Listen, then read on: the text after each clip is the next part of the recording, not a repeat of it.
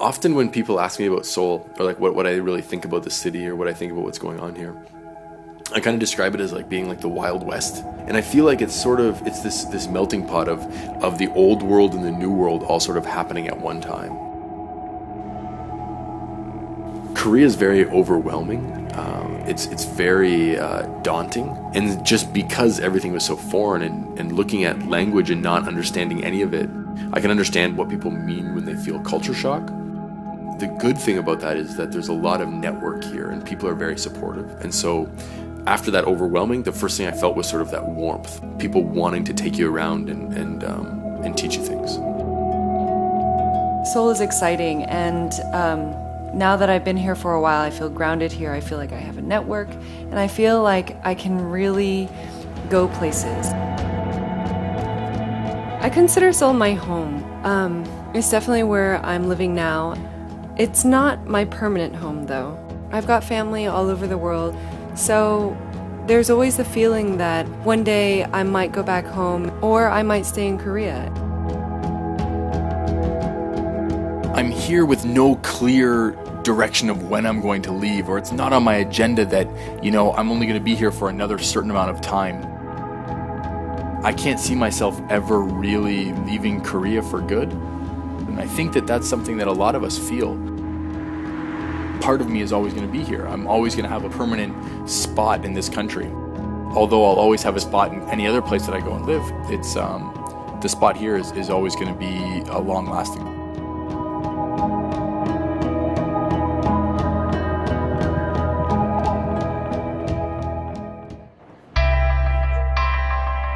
I think that living abroad is one of the best experiences that a person can have.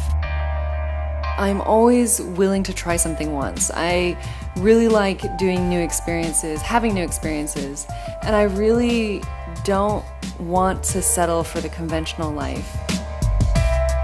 My name is Tiffany. I'm from the US. My life back home, I was caught up in a lot of what I thought that I should be doing. I came to Seoul because I wanted to take a break from what I was doing. I wanted to visit my family, and I wanted to learn a little bit about Korea, learn the Korean language, figure out what that I wanted, and I ended up just staying because Seoul was so exciting.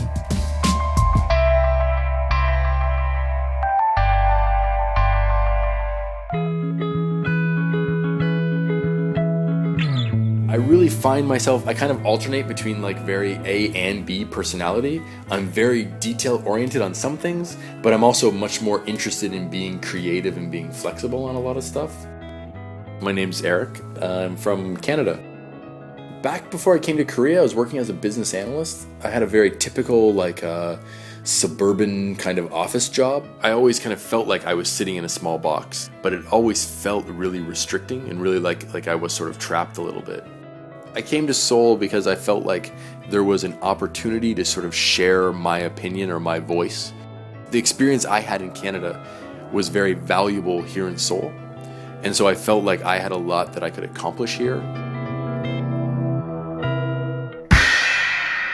When I came to Korea, I got really excited because it just seemed like opportunities were everywhere.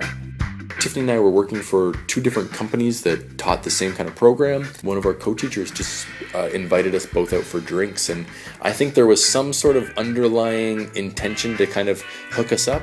I thought that he was very put together and cute, and it seemed like he just felt comfortable in his own skin and he knew himself.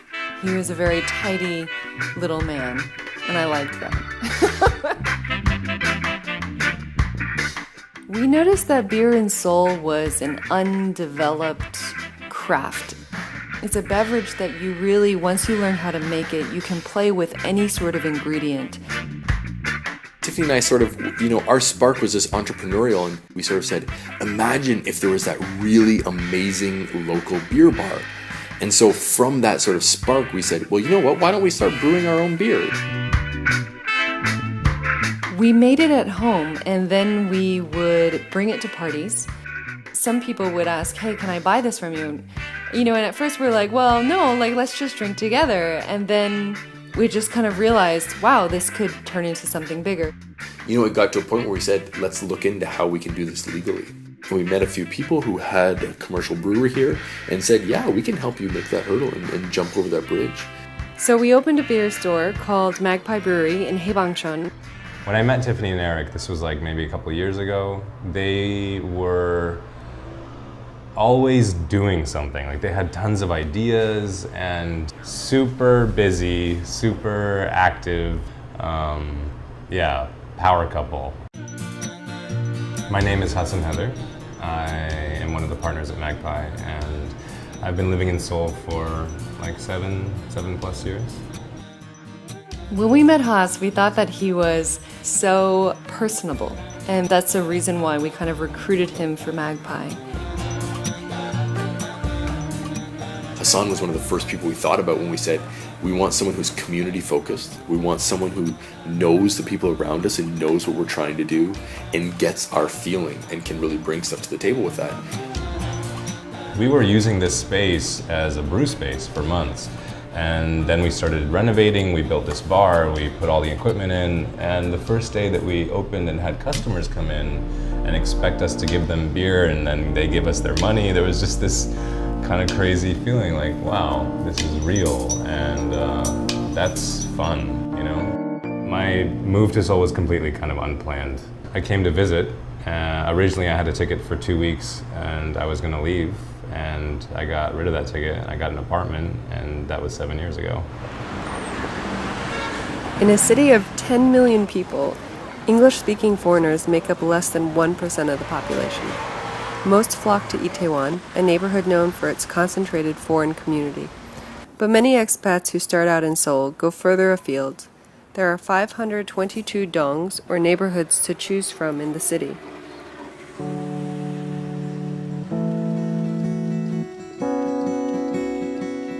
Haas showed us around Hyochon Park, the first neighborhood he lived in when he moved to Seoul.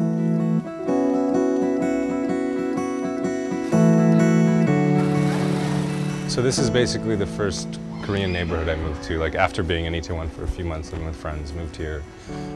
Small apartment, you know, I was here for a few years. This is the street I lived on.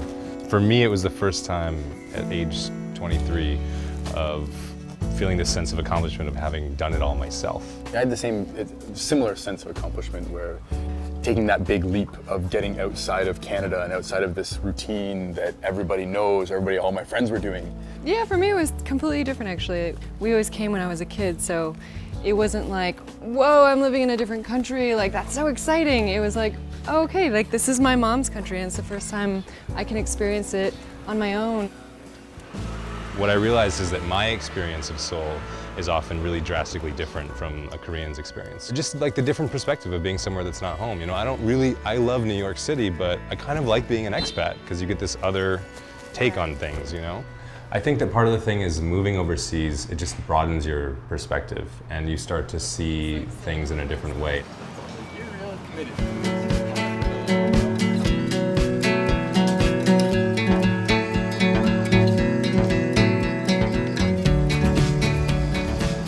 So when I lived here, I used to come here a lot. It was just nice to have green space near my house.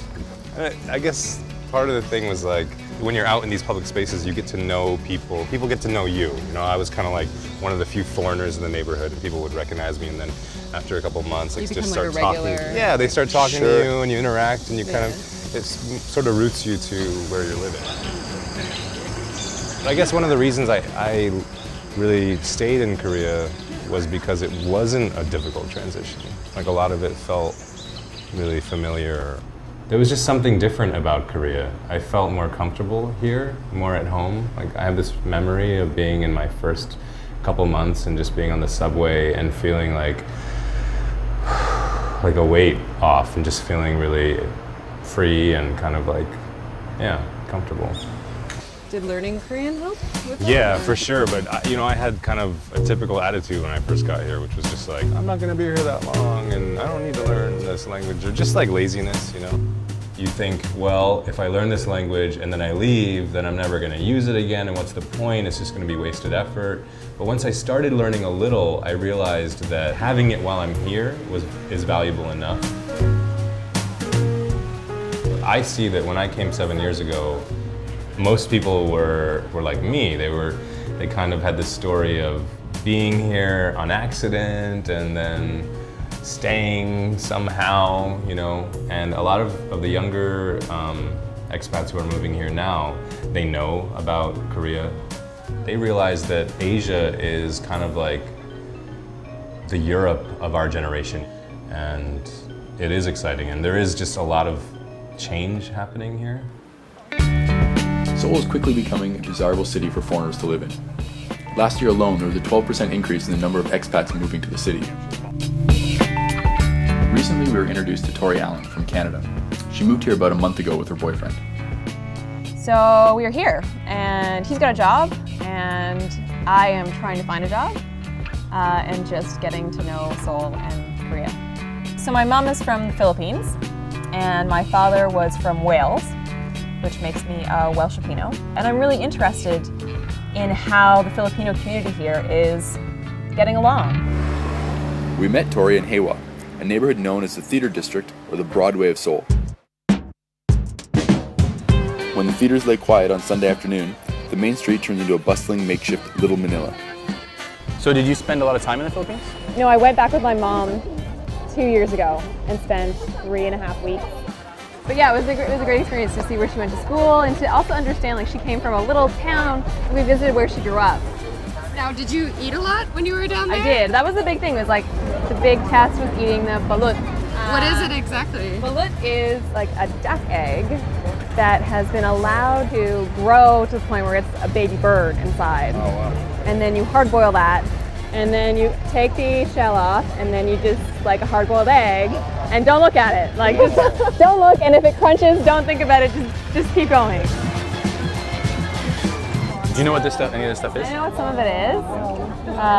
That is like a blood stew back there called binigoang. And then I think this might be adobo here. It's like finding a market like this. Is it helpful, or does it feel good as a kind of a reminder of home, or something that comforts you now that being in a strange place or moving to a different country?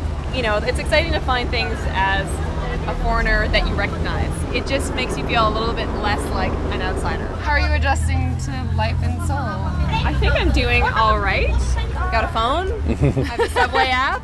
There's so much change. Jeff and I are living together for the first time. I don't have my job.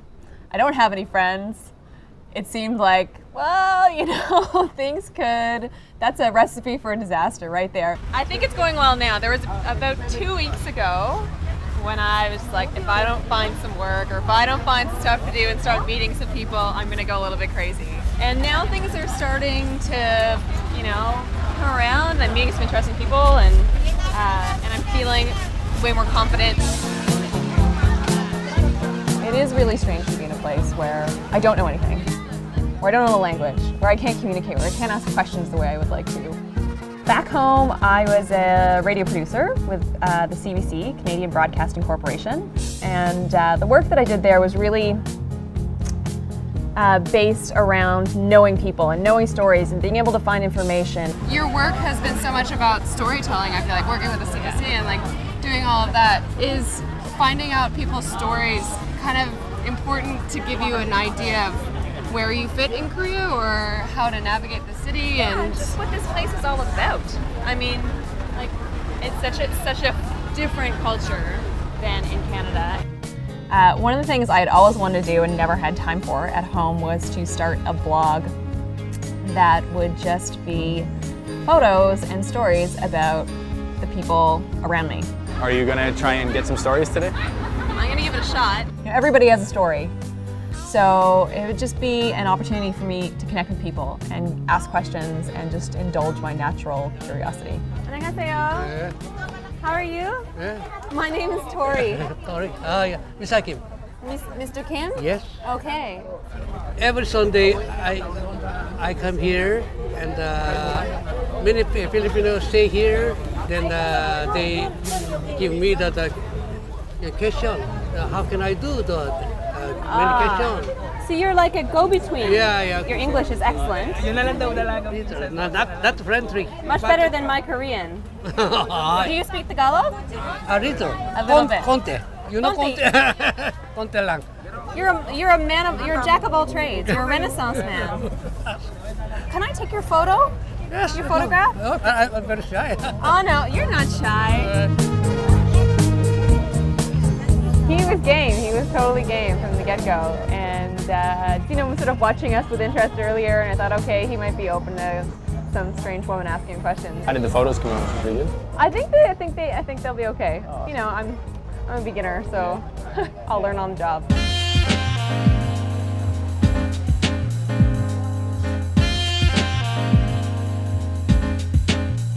We left Tori to reconnect with Haas and head up to Suyu, a neighborhood northeast of the main city center. There was a good reason to head off the beaten track. A leg of lamb was waiting for us. 양다리 걸쳤네 is one of the few restaurants in Seoul that roasts and serves Chinese-style lamb on a spit. Whoa. I understand everything now. I'm glad we got the chance to come out here because I've been hearing about it from a couple of friends who've been here before and just said had rave reviews. So good. That is really good. Easily the best lamb I've had in Korea. Doiga. It's only the table. It's lamb this good. I'm not letting that go. I don't think I've ever eaten in Suyu. I don't know if any of us have ever been to Seoul. I've never come out here. It's pretty far. You've had lamb elsewhere in Korea, though, no? I mean, it's more common to have these skewers, but I've Right. never had the whole leg. You're kind of a connoisseur of Korean restaurants. You always know, like, the best kalguksu, or I the mean, best... I really early on just really started to love Korean food in general. So, but I think a lot of expats miss out on it because if you live in Itaewon, there's not actually a lot of great Korean food. Sure. There's just whole categories of food that are just not there. What are your thoughts on being an expat? I was saying before about, there's great cities in America that I could live in, but I like it's an egotistical thing. Like I like being a foreigner. I like being an expat. Being transplanted has this unique feel that I think I'm kind of addicted to. Yeah. People who travel abroad and stay abroad are kind of a different breed. But I sometimes wonder where my life would have gone if I had never left the States. It's inconceivable to me. But Do you think that dating has anything to do with that? those small decisions that you don't think a lot about or you don't debate over them, then they have these ripples that move throughout your life. And sure, you see people, a guy or a girl who comes here to maybe teach English for a year and then meets a local, gets married, has kids, and you're off to the races. It's kind of it's amazing. I mean, my parents too, right? My dad's from Pakistan. He moves to the States for school, meets my mom, and here we are, right? But yeah, these are the turns that life takes. So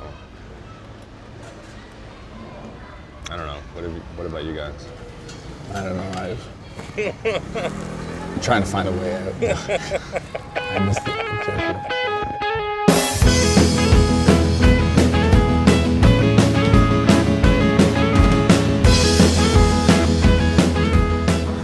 We caught up with Tori in Insadong for a late-night bowl of makgeolli at Wasadong.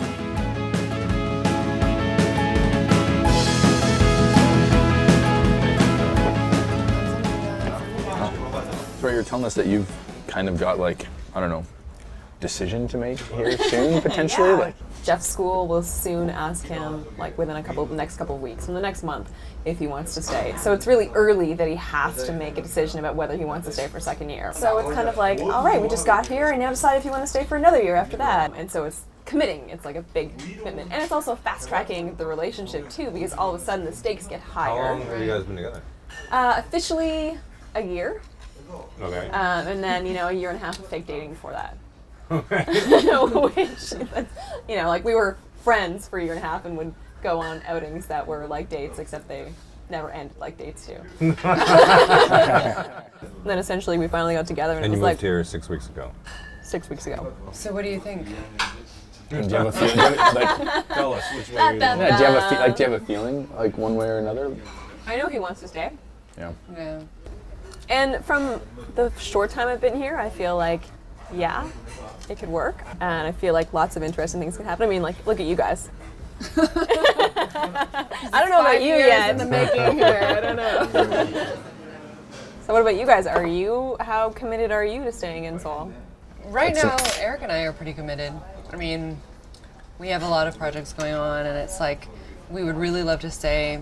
I mean, my sister just had a baby, so I'd love to visit her some more. My parents are getting older, and Eric's family is all like, you know, every time we talk about coming home, they get really excited. So it'd be nice if we could find a 50-50, right? 50-50 or even like, even 70-30 is kind of the goal. Like, I'd like to be able to spend most of our time here, but have a lot more of our chunk back home. So Where it's not just like every 6 months. yeah, and it's for a week, and you cram your the rest of your old life into 1 week, and then you're like, okay, now I'm back I feel in like that. Seoul. I mean, it's like inevitable now that we're in our 30s. Like, just things are happening, and it's not like when I was 24, and I was just like, yeah, this is whatever. There are these like logistical issues that are cropping up. It doesn't mean that I want it, but yeah, it doesn't mean that I want to move back to the States, for example. Sure. This is my life now. You know, my life is in Seoul. Everything I'm really doing or working that's moving me forward in my life is Right. here. Home is like visit. I don't want to say it's an anchor. It's the anchor back home, but it's like that's a different part of your life from what's here. I don't know, it was really nice coming out tonight, actually, and coming here and having a drink together. Yeah. This has totally brought me back to like my first 3 months or so. You know, like random dinners I had with people and thinking that I was going to be here for 2 more months or 6 more months, and looking back, it's like I see you and you're at this like point where you're deciding, am I going to be in this new place for a longer time? And for me, it was like more of an accident, but it seems like you're making this choice, which is kind of cool. And I think you can see, like, meeting these guys and meeting other people that you've seen here, there is a lot going on in Seoul, and in a way that I didn't know when I first got here, you know? Like, it was just this random experience. Right. And looking back, it's been this, like, beautiful progression. I don't know, this is a beautiful place, and I've fallen in love with Seoul, and I wish you luck, I guess. Thank you. I'll probably need it. Yeah. Cheers. Cheers to that. All right, cheers.